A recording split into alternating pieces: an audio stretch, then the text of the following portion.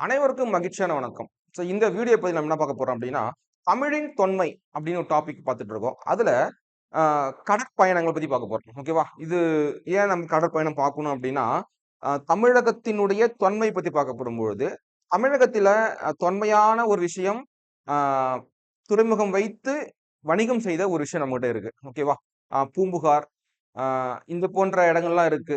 கொர்க்கை, முசிறி இதெல்லாம் துறைமுக நகரங்கள் இல்லையா? அப்ப கண்டிப்பா வணிகம் நடைபெற்றிருக்கும் இல்லையா? இப்ப வணிகம் நடைபெறணும்னா கடல் வழியாக வணிகம் நடைபெற்றிருக்கும். மற்ற நாடுகளிலிருந்து இங்க வந்திருப்பாங்க. ஏற்றுமதி, இறக்குமதி இந்த விஷயங்கள பத்தி குறிப்பிடும் நூல்கள், இது மட்டும் தான் பார்க்க போறோம். ஓகேவா? இந்த பாடம் ரொம்ப ரொம்ப ஒரு முக்கியமான பாடம். கடற்பயணம் என்பது. ஏன் அப்டின்னா, இந்த பாடத்துல கண்டிப்பா கொஸ்டின் நெறைய வந்திருக்கு. என்னென்ன ஊர்கள்ல இருந்து என்னென்ன பொருட்களை ஏற்றுமதி, இறக்குமதி பண்ணியிருக்கோம் என்பதை நெறைய முறை கேள்வி கேட்டிருக்காங்க. ஓகேவா? இது வந்து ஓல்டு புக்ல இருக்கக்கூடிய ஒரு முக்கியமான கன்டென்ட். இது முடிச்சுட்டு நம்ம நியூ புக்குக்கு போலாம். ஓகேவா? இப்ப பாருங்க கடற்பயணம். என்ன சொல்லியிருக்கான்னு சொல்லிட்டு பார்க்கலாம். அதாவது என்னென்ன பார்க்க போறோம் இதுல அப்டின்னா, குறிப்பிட்ட நூல்கள், குறிப்பிடப்படும் நூல்கள், கடலுக்கான வேறு பெயர்கள், அந்த கப்பலுக்கான வேறு பெயர்கள், என்னென்ன இறக்குமதி பண்ணாங்க, என்னென்ன ஏற்றுமதி பண்ணாங்க, மூவேந்தர்கள் பற்றிய அந்த துறைமுகங்கள் பற்றிய குறிப்புகள். அவ்வளவுதான் இந்த விஷயமே. வேற எதுவுமே கன்டென்ட்டே இல்ல இதுல. ஓகேவா? நம்ம எக்ஸாம் ஆஸ்பெக்ட்ல என்னென்ன கொஸ்டினா வரும் அப்படின்னு அந்த ஒரு ஆங்கிள்ல படிச்சா மட்டும் போதும். ஓகேவா? இதுல பாருங்க. தமிழ்நாடு வாணிக வரலாறு மிகவும் தொன்மை வாய்ந்தது. ஓகேவா? ஏன்னா, நம்ம தொன்மையான விஷயம் பத்தி தெரிஞ்சுக்கணும். தொன்மையான விஷயங்கள், தமிழகத்தினுடைய தொன்மையான விஷயங்கள் பற்றி தெரிஞ்சுக்கிறது தான் இந்த பாடத்தினுடைய சிறப்பே. ஓகேவா? பழங்காலம் தொட்டே தமிழர் உள்நாடு, அயல்நாடு வணிகத்தில் சிறப்புற்று இருந்தார்கள்ன்னு சொல்றாங்க. ஓகேவா? அந்த காலத்திலேயே தமிழ்நாடு என்பது ஏற்றுமதிக்கும், இறக்குமதிக்கும் அதாவது உள்நாட்டு ஏற்றுமதி, இறக்குமதி, வெளிநாட்டு ஏற்றுமதி, இறக்குமதி. ஓகேவா? அது ரொம்ப சிறப்புற்று இருந்ததாக சொல்லியிருக்காங்க. ஓகேவா? இத பாருங்க. கடல் வாணிகம் மிகவும் சிறப்புற்று இருந்தது அந்த காலகட்டத்திலேயே. அதனால கண்டிப்பா இத பத்தி தெரிஞ்சுக்கணும். பாருங்க. ஆ தமிழரின் கடற்பயணம். இதுல வந்து 2 கோட்ஸ் என்ன அப்டின்னா, "திரைக்கடல் ஓடியும் திரவியம் தேடு" என்பது ஔவையாருடைய மொழி. இது ஒரு பாயிண்டாக எடுத்துக்கணும். அதேபோல "யாதும் ஊரே யாவரும் கேளீர்" என்பது கணியன் பூங்குன்றன் எழுதிய ஒரு நூல். அது வந்து புறநானூறு. ஓகேவா? இது ஞாபகம் வச்சுக்க. இந்த கன்டென்ட் வந்து குறிச்சு வச்சுக்க வேண்டியது தான். ஓகேவா? ஃபர்ஸ்ட் என்ன பாயிண்ட் சொல்றாங்க பாருங்க. தமிழர் பிற நாடுகளுடன் கடற்பயணம் மேற்கொண்டு செய்தி முன்னீர் வழக்கம். ஓகேவா? நல்லா புரிஞ்சுக்கணும். நம்ம தமிழர்கள் வந்து பிற நாட்டுடன் வணிகம் செய்த, இல்ல கடற்பயணம் செய்த ஒரு விஷயம், ஒரு பாயிண்ட் இருக்கு அப்டின்னா, அதான் முன்னீர் வழக்கம் சொல்லுவாங்க. இந்த கன்டென்ட் எதுல குடுத்திருக்காங்க அப்டின்னா, தொல்காப்பியத்துல குறிப்பிட்டிருக்காங்க. ஓகேவா? முன்னீர் வழக்கம். கேள்வி எப்படி கேட்பாங்க அப்டின்னா, தமிழர்களுடைய கடற்பயணத்தை குறிக்கும் முன்னீர் வழக்கம் என்ற கருத்து, இல்ல குறிப்பு எந்த நூலின் வாயிலாக அறிய முடிகிறது? அதுன்னா தொல்காப்பியம். ஓகேவா? அடுத்து. பைந்தமிழர் பொருள் ஈட்டுதலையே தம் கடமையாக கருதினர். அப்ப இருந்து தமிழர்கள் என்ன பண்றாங்க அப்படின்னா, பொருள் ஈட்டுறது தான். பொருள்களை ஈட்டுவதை தம் குறிக்கோளாகவும் ஒரு கடமையாக செஞ்சிருக்கிறாங்க. இதனை தொல்காப்பிய பொருளாதிகாரத்துல குறிப்பிட்டிருக்காங்களாம். தொல்காப்பியத்துல பொருளாதிகாரத்துல பொருள் வாயிற் பிரிவு அப்படின்னு இந்த கன்டென்ட் குடுத்திருக்காங்க. அப்போ இந்த குறிப்பின் அடிப்படையில தான் தமிழர்கள் இந்த பொருள் ஈட்டுவதே ஒரு முக்கியமான ஒரு பணியை செஞ்சிருக்கிறாங்க என்ற விஷயத்தை அறிய முடிகிறது. ஓகேவா? பாருங்க. பொருள் வாயிற் பிரிவு என்ற ஒரு கருத்து தொல்காப்பியத்தின் வாயிலாக அறிய முடிகிறது. இன்னொரு பாயிண்ட். இப்பிரிவு காலில் அப்படின்னா தரைவழி பிரிதல், காலில் பிரிவு, களத்தில் பிரிவு அப்படின்னா நீர்வழி பிரிதல் என இரு வகையாக குறிப்பிட்டிருக்காங்களாம் தொல்காப்பியத்துல. பாருங்க தொல்காப்பியம் ரொம்ப ரொம்ப ஸ்பெஷல்.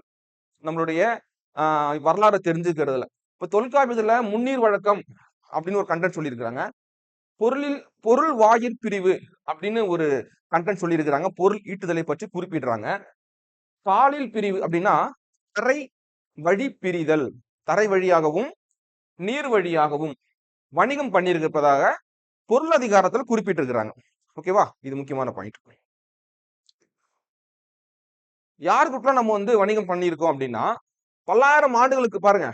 நம்ம தமிழின் தொன்மை சிறப்பும் படிக்கும்போது, பல்லாயிரம் ஆண்டுகளுக்கு முன்பாகவே தமிழகத்துல இது போன்ற ஒரு கடற்பயணத்தை மேற்கொண்டு அயல் நாட்டவரிடம் வணிகம் பண்ணியிருக்கிறாங்க. அந்த செய்தி நம்ம படிச்சுதான் ஆகணும். ஓகே. இப்ப பாருங்க. மேற்கே மேற்கே கிரீஸ், ரோம், எகிப்து முதல் கிழக்கு பகுதியில சீனம் வரையிலும் கடல் வாணிக தொடர்பு கொண்டிருந்தனர். பாருங்க. மேற்கு பகுதியில ஓகேவா? இதுதான் இந்தியான்னு வச்சுக்கலாம். ஓகேவா? இதுதான் இந்தியா. மேற்கு பகுதினா இங்க ஃபுல்லா கடல் இருக்கும். எனக்கு கணக்கு தேவையில்ல. இந்த பகுதியெல்லாம் நிலப்பகுதி. ஓகேவா? அப்ப இது மேற்குன்னு வச்சுக்கலாமா? அப்ப மேற்குன்னு பார்க்கும்போது இந்த இடத்துல கிரீஸ், ரோமு, எகிப்து. இந்த பக்கம் கிழக்கு பகுதியில சீனா. இந்த இடத்துல வணிகம் பண்ணியிருக்கிறதாக சொல்லியிருக்கிறாங்க. ஓகேவா? இப்ப ஞாபகம் வச்சுக்கணும். மேற்கே கிரீஸ், ரோமு, எகிப்து. அதே போல கிழக்கே சீனம் வரையிலும் கடல் வழியாக வணிகம் வச்சிருக்கிறாங்க. ஓகேவா? எப்படி போவாங்க அப்படின்னா இந்த வழியா போவாங்க. இதெல்லாம் லேண்டு. இது தமிழ்நாடு, இந்தியா. இங்க சீனா இருக்கு. இதுல இருக்கு. இந்த வழியா கடல் வழியா போயிட்டு வணிகம் மேற்கொள்வாங்க. ஓகேவா? இது ஒரு பாயிண்ட். நெக்ஸ்ட் பாருங்க. எகிப்து, பாலஸ்தீனம், மொசபோட்டேமியா, பாபிலோனியா, சீனம் ஆகிய நாடுகளில் தமிழரின் பொருள்களை விரும்பி பெற்றனர். எவ்வளவு சிறப்பான விஷயம் பாருங்களேன். அந்த நாட்டுல எந்த ஒரு கம்யூனிகேஷனும் இல்லாத ஒரு காலத்திலேயே தமிழர்களுடைய பொருட்களை விரும்பி இருக்கிறாங்க அந்த நாட்டவர்கள். எந்த நாட்டவர்? எகிப்து, பாலஸ்தீனம், மெசபடோமியம், பாபிலோனியா, சீனம் போன்ற நாடுகள் மக்கள் தமிழக பொருட்கள் மீது விருப்பம் கொண்டிருக்கிறார்கள். அது மட்டும் இல்லாம ஏலமும், லவங்கமும், இஞ்சியும், மிளகும் மேற்காசிய நாடுகளுக்கு ஏற்றுமதி பண்ணியிருக்கிறாங்க. நல்ல விலைக்கு வித்து இருக்கிறாங்க. புரிஞ்சுக்கணும் நம்ம எல்லாம் பாருங்க. ஏலம், லவங்கம், இஞ்சி, மிளகு இதெல்லாம் நம்ம தமிழ்நாட்டிலும் கேரளா பகுதியிலும் அதிகமாக விளையக்கூடிய ஒரு பொருள். இது இங்க இருந்து என்ன பண்ணிருக்காங்க? நல்ல விலைக்கு மற்ற நாட்டுல சேல் பண்ணிருக்காங்க பாத்துங்க. ஓகேவா? அடுத்து பிற நாட்டார் உள்ளத்தை கவரும் வகையில மிகுதியான பொருள் கிடைச்சிருக்கான். அழகழகான பொருட்கள். என்ன பொருட்கள் பார்க்கலாமா? முத்தும், பவளமும், ஆரமும், அகிலும், வெண்துகிலும், சங்கும் குறிப்பிடத்தக்கன. அப்போ அந்த காலகட்டத்துல வேறு நாட்டவர்கள் லைக் பண்ற மாதிரி அழகழகான என்னென்ன பொருள் கிடைச்சிருக்குன்றாங்க? முத்து, பவளம், ஆரம், அகிலும், வெண்துகிலும், சங்கும். இதெல்லாம் ஒரு அழகான பொருட்கள் இல்லையா? நமக்கு இப்ப கூட கன்னியாகுமரியோ எங்கன்னா ஒரு பீச் பக்கம் போனோம் அப்படின்னா சங்குகள் அழகா கோர்த்து வச்சிருப்பாங்க. நம்ம என்ன பண்ணுவோம்? சங்குகளை வாங்கி வந்து வீட்டுக்கு அழகுபடுத்துவோம். இப்ப பாருங்க, இந்த முறை என்பது அப்பவே இருந்திருக்கு. அதுலயும் முத்து, பவளம், ஆரமும், அகிலும், வெண்துதியும், துகிலும், சங்கும் போன்ற பொருட்களை என்ன பண்ணிருக்காங்க? மக்களை கவரும் வகையில அழகா கொடுத்திருக்கிறாங்க. ஓகேவா? பைந்தமிழர் கிரேக்கர்களையும் ரோமானியர்களையும் யவனர் என்று அழைத்தனர். இது முக்கியமான பாயிண்ட். தமிழர்கள் கிரேக்கர்களையும் ரோமானியர்களையும் எவ்வாறு அழைத்தனர் அப்படின்னா யவனர். ஓகேவா? இவங்க வெளிநாட்டவர். கிரேக்கர்கள், ரோமானியர்கள் கடல் வழியாக வணிகம் கொண்டவர்கள் நம்ம கிட்ட. அவர்களை எப்படி அழைக்கிறாங்க? யவனர் அப்படின்னு சொல்லிட்டு அழைக்கிறாங்க. ஓகேவா? நெக்ஸ்ட். ஒவ்வொரு பெரிய கப்பலும் மதில் சூழ்ந்த கோட்டைகள் போல தோன்றுமாம். பாருங்க, ஒவ்வொரு பெரிய கப்பலும் மதில் சூழ்ந்த கோட்டை போல தோன்றுமாம். 4 பக்கமும் நீர் நிரம்பிய கழனிகள், நடுவில் தனியாக மதிலோடு கூடிய மருதநில அரசனது கோட்டை. அக்கோட்டையின் தோற்றமானது நடுக்கடலில் செல்லும் கப்பலுக்கு உவமையாக புறநானூற்றில் கூறப்பட்டுள்ளது. Notice point. என்ன விஷயம் அப்படின்னா சொல்றாங்க பாருங்க. மருதநில அரசன். இந்த மருதநில அரசனுடைய கோட்டை எப்படி இருக்குன்றாங்கன்னா இதுதான் கோட்டைன்னு வச்சுக்கலாம். இதுதான் கோட்டைன்னு வச்சுக்கலாம். இந்த கோட்டையை சுத்தி நீர் இருக்கும், அகழிகள் இருக்கும். அகழிக்கு நடுவுலதான் ஒரு மதில் சுவர் கட்டி ஒரு கோட்டை இருக்கும். பாதுகாப்பா இருப்பார். பெருசா இருக்கும், அகலமா இருக்கும் இல்லையா? அந்த கோட்டையுடன் கப்பலை ஒப்பிட்டாங்க. எப்படி ஒரு நாட்டின் அரசனுடைய வீடு, அரசனுடைய அரண்மனை எவ்வாறு ஒரு பிரம்மாண்டமாக ஒரு 4 தண்ணீர் சூழ்ந்திருக்கக்கூடிய ஒரு சென்டர் பகுதியில மதிலுடன் கூடிய ஒரு கோட்டை போல அழகா காட்சியளிக்கிறதோ அது போல இதுதான் கப்பல். இது தண்ணி ப்ளூவா இருக்கா? இந்த நீருக்கு நடியில சென்டர்ல ஒரு கப்பல் போதுன்னா அது போல காட்சி அளிக்குமா. அப்போ மருதநில அரசனுடைய கோட்டைக்கு ஊமையாக கூறுறாங்க. எந்த இடத்த? கப்பலை கூறுறாங்க. அப்படின்னு சொல்றவங்க யாரு? புறநானூற்றுல குறிப்பிடுறாங்க. சரியா? ரொம்ப சிறப்பான ஒரு விஷயம். நெக்ஸ்ட். கடலுக்கான வேறு பெயர் பார்க்கலாமா? கடலும் மரக்கலன்களும். கடலுக்கான வேறு பெயர் பார்க்கலாம். ஓகேவா? கடலை குறிக்கும் சொல் தமிழ் சொற்கள் பாருங்க. ஆழி, ஆர்கலி, முன்னீர், வாரணம், பௌவம், பறவை, சின்னரா வரணும், புணரி. ஓகேவா? இதெல்லாமே கடலை குறிக்கும் வேறு பெயர்கள். ஒரு சொல் பல பொருள் கவர் ஆயிடும். நெக்ஸ்ட் அதே போல மரக்கலன்கள் இருக்குல்ல, கப்பல்களுக்கு என்னென்ன பெயர் பாருங்க. கப்பல், களம், கட்டுமரம், நாவாய். நாவாய்னா கப்பல்ல கடலை சொல்லக்கூடிய மிகப்பெரிய கப்பலுக்கு பேர் நாவாய்ன்னு சொல்லுவாங்க. ஓகே. படகு, பரிசில், புனை, தோணி, தெப்பம், திமில், அம்பி, வங்கம், மிதவை, ஃபர்ரி, ஓடம். ஓகேவா? இதெல்லாம் ரொம்ப ரொம்ப சிறப்பான ஒரு விஷயம். ஞாபகம் வச்சுங்க. ஓகேவா? ஒவ்வொரு வகையான களத்தையும் குறிக்கக்கூடிய ஒரு சொல்லுன்னு சொல்லுவாங்க. ஓகேவா? நாவாய்னா வெரி இம்பார்ட்டன்ட். ஞாபகம் வச்சுங்க. ஓகேவா? இப்ப பாருங்க.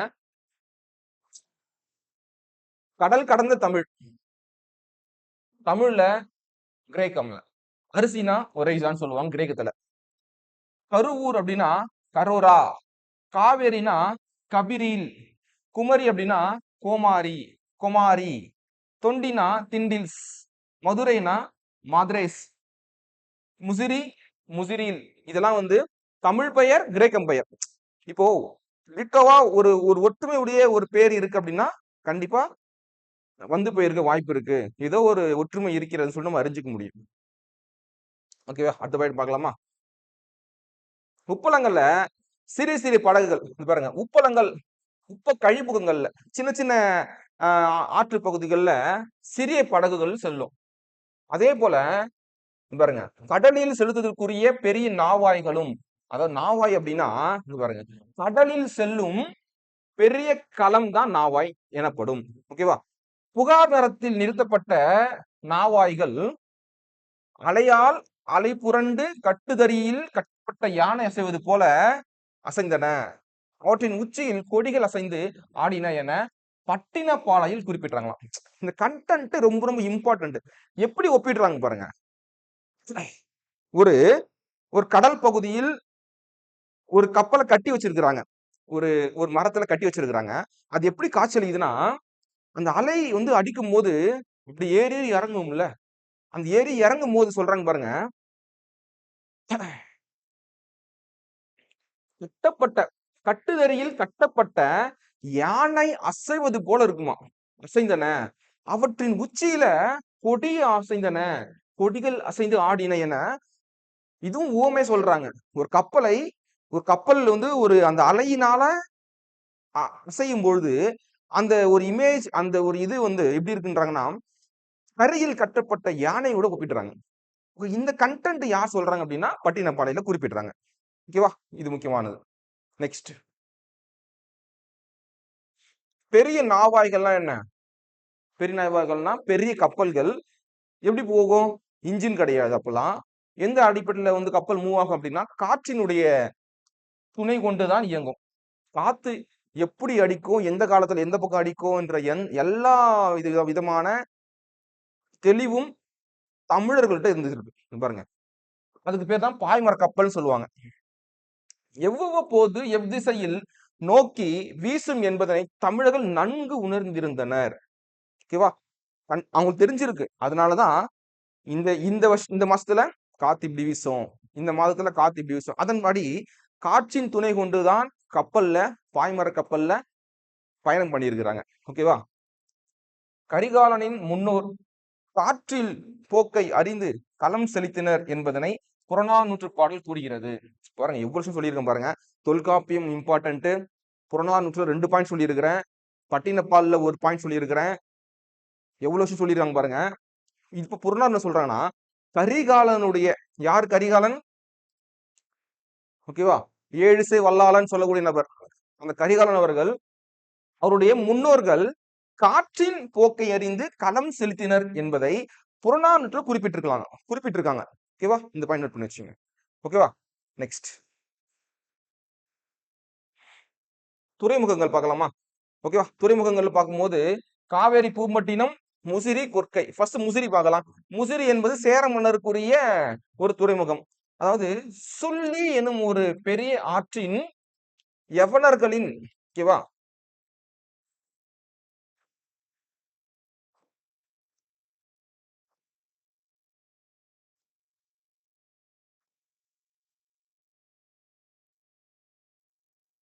இங்க பாருங்க, சேர மன்னர்களுடைய துறைமுகம் எது?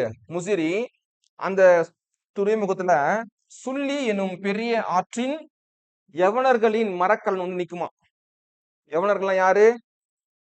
நான் சொல்லியிருந்தேன், கிரேக்கர்கள் மற்றும் சம்திங் சொல்லியிருந்தேன், ஒரு பேர் 2 பேர் சொல்லியிருந்தேன். அவங்க யவனர்கள்னு சொல்லுவாங்க. ஓகேவா? என்ன சொல்றாங்கன்னா, முசிறில சுள்ளி எனும் ஒரு பெரிய ஆற்று பகுதியில யவனர்களுடைய கலன்கள், யவனர்கள் வந்த அந்த கப்பல் வருமா, அந்த கப்பல்ல எப்படி இருக்குன்றாங்க, ஆற்றுத்துறைகள் கலங்கி போகுமா. அவ்வளோ வெயிட்டான ஒரு கப்பல், நிறைய கப்பல்கள் வரும்னு சொல்றாங்க. அந்த ஆறு எப்படி இருக்குன்றாங்க, கலங்கி போயிடும், கலங்கி போகும்படி வந்து நின்றன. அந்த அவங்க வந்த அந்த கலன்ல உரிய யவனர்கள், அந்த கலனுக்குரிய யவனர்கள் பொன்னை சுமந்து வந்தனர். ஓகேவா? புரிஞ்சுதா? அதாவது முசிறில சேர அரசர்களுடைய துறைமுகமான முசிறில சுள்ளி எனும் ஒரு ஆற்று பகுதியில யவனர்கள் கலன்ல வராங்க. எந்த கலன்? மரக்கலன்ல வராங்க. வரும்போது அந்த ஆற்று பகுதி கலங்கி போயிடுதான். அவ்வளோ ஒரு ஆஹ் கலங்கி போகுதுன்னா அந்த அளவுக்கு ஃபோர்ஸா வராங்கன்னு அர்த்தம். ஓகேவா? இப்படி வரும்பொழுது என்ன சொல்றாங்கன்னா, அந்த கலன்ல வந்த யவனர்கள் பொன்னை கொண்டு வராங்களாம். பொன்னை சுமந்து வந்து அதற்கு ஈடா என்ன சொல்றாங்க, அது ஈடாக என்ன கொடுத்து அனுப்புறாங்க அப்படின்னா, மிளகை ஏற்றி சென்றனர். ஓகேவா? புரிஞ்சுச்சா? சுள்ளி சுள்ளி என்னும் ஒரு ஆற்று பகுதியில யவனர்கள் வராங்க. யவனர்கள் வந்த கப்பல்ல பொண்ணு இருக்கு. அந்த பொண்ணை கொடுத்துட்டு மிளகு எடுத்துட்டு போறாங்களாமா. ஓகேவா? அப்படின்னு சொன்ன செய்தி என்ன? அகநானூறு. ஓகேவா? ஞாபகம் வச்சுங்க. அடுத்து, பாண்டி நாட்டு வளத்தை பெருக்கியது கொற்கை துறைமுகம். பாண்டி நாட்டுக்குரிய கொற்கை. ஓகேவா? இந்த இடத்துல சொல்றாங்க பாருங்க, முக்குளித்தல் மிகச் சிறப்பாக நடந்த கதையை வெனிசு நாட்டு அறிஞர் மார்கோ போல தெரிவிச்சிருக்கிறார். கரெக்டா? முக்கியமான பாயிண்டா? கொற்கை துறைமுகத்துல முத்துக்குளிப்பு நடைபெற்ற செய்தியை வெனிசு வெனிசு நாட்டு அறிஞர் மார்கோ போலோ அவர் வந்து குறிப்பிட்டிருக்காரு. ஒரு முக்கியமான பாயிண்ட். நிறைய முக்கியமான பாயிண்ட் சொல்லியிருக்கேன், பார்த்து வச்சுங்க. அடுத்து, சங்காலத்து முத்துக்குளித்தல் நடந்தது. ஏற்றுமதி பொருட்களில் முத்தே முதலிடத்து பெற்றது. கேட்பாங்க, சங்க காலத்தில் இல்ல பண்டைய காலத்துல வணிகம் பண்ணதுல ஏற்றும் செய்யப்பட்ட பொருள்கள்ல முதலிடம் வகித்தது எதுனா முத்து. ஓகேவா? மதுரை காஞ்சியும் சிறுபானாற்று படையும் கொற்கையில் முத்தை சிறப்பிக்கின்றன. ஓகேவா? இப்போ கொற்கையில முத்து சிறப்பிக்கப்பட்ட செய்தியை கூறும் நூல்கள் என்ன அப்படின்னா மதுரை காஞ்சி சிறுபானாற்று படை. புரியுதா? நெக்ஸ்ட் பாருங்க, விளைந்து முதிர்ந்த விழுமுத்து என மதுரை காஞ்சி குறிப்பிடுது. முக்கியமான பாயிண்ட், நோட் பண்ணி வச்சுக்கணும். ஓகேவா? நெக்ஸ்ட், எப்பயும் வந்து ஆறுகள் கடல் சார்ந்த கடல் ஓரமாக இருக்கக்கூடிய பகுதிகளை ஊர் பெயர்களுக்கு எப்படி இருக்கும் அப்படின்னா, ஒண்ணு பட்டினம் இருக்கும், இல்ல பாக்கம் இருக்கும். கூட பாத்தீங்கன்னா தேவனாம்பட்டினம். தேவனாம்பட்டினம் ஆற்று அந்த கடல் ஓரமாக இருக்கக்கூடிய ஊர்களுக்கு பேர் எப்படின்னா, அவரோட அடைமொழி என்ன இருக்கும் அப்படின்னா, ஒண்ணு பட்டினம் இருக்கும், இல்ல பாக்கம் இருக்கும். பட்டினப்பாக்கம், காவேரி பூம்பட்டினம், இப்படி பட்டினம் இல்ல பாக்கம், இந்த 2 வார்த்தைகளும் கடல் சார்ந்த இருக்கக்கூடிய ஊர்களுக்கு பெயரா அமைஞ்சிருக்கும். ஓகேவா? ஞாபகம் வச்சுங்க. பாருங்களேன், அவ்வூர்களில் வணிகர்களே வாழ்ந்தனர். சோழ நாட்டின் துறைமுகமான காவிரி பூம்பட்டினத்துல பூம்புகார், தற்போது பூம்புகார் சொல்லுவாங்க, சுங்கச்சாலையும் கலங்கரை விளக்கமும் இருந்தன. பாருங்க, சுங்கச்சாலைனா என்ன? வரி வசூல் பண்ணக்கூடிய இடமும், லைட் ஹவுஸ், ஒரு கப்பல்ல போறாங்க அப்படின்னா அவங்களுக்கு வழிகாட்டுவதற்கு கலங்கரை விளக்கமும் இருந்திருக்கு. அப்போ எவ்வளவு கப்பல்கள் இருந்திருக்கு அப்படின்னா அங்க ஒரு கலங்கரை விளக்கம் கட்டியிருப்பாங்க. யோசிச்சு பாருங்க, எவ்வளவு அங்க வணிகம் நடந்திருக்கிறது நீங்க தெரிஞ்சிருந்தீங்க அப்படின்னா சுங்க சாலையும் இருந்திருக்கிறது என்று நீங்க அறிஞ்சிருக்கணும். ஓகேவா? இதெல்லாம் முக்கியம், தேவையான விஷயம். இது பாருங்க, இதுதான் ஏற்றுமதி இறக்குமதி செய்யப்பட்ட பொருள்கள். கடல் வழியே, கடல் வழியாக வந்தது குதிரை, கரை வழியே வந்தது மிளகு. இமயத்தில் ஐ மீன் இமயமலையிலிருந்து வந்தது மணிகளும் பொன்னும். குடகு மலையில் இருந்து பிறந்தது சந்தனமும் அகிலும். இதெல்லாம் இம்பார்ட்டன்ட். கொற்கையில் துறையிலிருந்து பிறந்தது முத்து. கீழ்கடலில் உண்டானது பவளம். கங்கையில் உண்டானது பொருள்களும், காவிரியில் உண்டானது வளங்களும். ஈழ நாட்டில் இருந்து வந்தது உணவுப் பொருள்களும். ஓகேவா? இது ஒவ்வொன்றும் அந்தந்த இடத்துல இங்க வந்திருக்கு. புரிஞ்சா? கடல் வழியே வந்தது குதிரை. தரை வழியா வந்தது மிளகு. இமயமலையிலிருந்து வந்தது மணிகளும் பொன்னும். குடகு மலையிலிருந்து வந்தது சந்தனமும் அகிலும். கொற்கை துறைமுகத்தில் பிறந்தது முத்து. கீழ்கடலில் உண்டானது பவளம். கங்கையில் உண்டானது பொருள்களும். காவேரியில் உண்டானது வளங்களும். ஈழ நாட்டில் இருந்து வந்தது உணவுப் பொருள்களும். இதெல்லாம் என்ன பண்ணிருக்காங்க அப்படின்னா இங்க வந்து சேர்ந்திருக்கு. ஓகேவா? அடுத்து பார்க்கலாம். பைந்தமிழகத்தின் வணிகப் பொருட்களை பற்றி குறிப்பிட்ட குறிப்புகள் பட்டினப்பாலையில், மதுரை, காஞ்சியிலும் காணப்படுகிறது. இது முக்கியமான விஷயம். ஓகேவா? பட்டினப்பாலை புறநானூறுல பார்த்திருக்கோம், மதநானூறு பார்த்திருக்கோம். சொல்றாங்க பாருங்க. பைந்தமிழரின் வணிக பொருட்களை பற்றி. ஓகேவா? அவங்க சொன்னது அகநானூறு புறநானூறுனா ஒப்பிட்டு சொல்லியிருந்தாங்க. ஆனால் இது போல ஏற்றுமதி செய்த பொருள், இறக்குமதி செய்யப்பட்ட பொருள் சொல்லிட்டு எந்த நூல்களுக்கு குறிப்பிட்டிருக்காங்க அப்படின்னா Pattinappalai, Madurai, Kanchi. Very very important. ஓகேவா? அடுத்து இங்கிருந்து ஏற்றுமதி செய்யப்பட்ட பொருள்கள். இங்கிருந்து ஏற்றுமதி செய்யப்பட்ட பொருட்கள் பார்த்தோம் அப்படின்னா ரத்தினம், முத்து, வைரம், மிளகு, கருங்காலி, கருமருந்து, மருது, தேக்கு, சந்தனம், வெண்துகில், அரிசி, ஏலக்காய், லவங்கப்பட்டை, இஞ்சி. இந்த பொருள்லாம் ஏற்றுமதி செஞ்சிருக்காங்கன்னு குறிப்பிடும் ஒரு நூல் எது? பட்டினப்பாலையும், மதுரை, காஞ்சியும். ஓகேவா? ரைட். புரிஞ்சிருக்குன்னு நினைக்கிறேன். அடுத்து தமிழக பொருட்கள் சீனத்தில் விற்கப்பட்டன. சீனத்திலிருந்து வந்து பாருங்க. சீனத்திலிருந்து பட்டும் சர்க்கரையும். இது நிறைய முறை கேட்டிருக்காங்க. சீனாவிலிருந்து இறக்குமதி செய்யப்பட்ட பொருள் எது? பட்டும் சர்க்கரையும் சொல்றாங்க பாருங்க. இறக்குமதி செஞ்சிருக்கிறாங்க. ஆனால் பாருங்க, கரும்பு அதியமானின் முன்னோர் காலத்துல சீனாவில் இருந்து கொண்டு வந்து பயிரிடப்பட்டது. இந்த கருத்தையும் நீங்க பயன் பண்ணிக்கணும். ஓகேவா? எப்போ அதியமான் காலத்துல, அவங்க முன்னோர் காலத்துல சீனாவில இருந்து கரும்பை கொண்டு வந்து இங்க விளைவிச்சு இங்க பயன்படுத்தி இருக்கிறாங்க. இந்த செய்தியும் அறிய முடிகிறது. ஓகேவா? இதெல்லாம் ரொம்ப ரொம்ப ரொம்ப இம்பார்ட்டன்டான ஒரு பாயிண்ட். சரியா? இந்த இந்த லைன் ரொம்ப இம்பார்ட்டன்ட் கிடையாது. சொல்றாங்க பாருங்க. அந்த காலத்துல இந்த பாயிண்ட் பண்ண வச்சுங்க. மேலை கடல் முழுவதும் கப்பல் விடுவோம் என்று கூறியவர் பாரதியார். ஓகேவா? சோ வேற கண்டென்ட்டே இல்ல. அழகா முடிச்சாச்சுங்க. வேற பாயிண்டே இதுல இல்ல. சோ அழகா சிறப்பா முடிச்சாச்சு. ஓகேவா? சோ அடுத்த வகுப்புல பார்க்கலாமா? ஓகே. உங்களுக்கு வீடியோ பிடிச்சிருந்துச்சுன்னா லைக் பண்ணுங்க, ஷேர் பண்ணுங்க, சப்ஸ்கிரைப் பண்ணிட்டு பாருங்க. அதிகமான வீடியோக்கள் உங்களுக்கு வந்துட்டு தான் சேர்ந்துட்டு தான் இருக்கும். குரூப் 4 முடிய வரைக்கும் இல்ல. குரூப் 2, குரூப் 1, குரூப் 4 தொடர்ச்சியா வந்துட்டு தான் இருக்கும். சரியா? சோ அடுத்த வகுப்புல சந்திக்கலாம். நன்றி, வணக்கம்.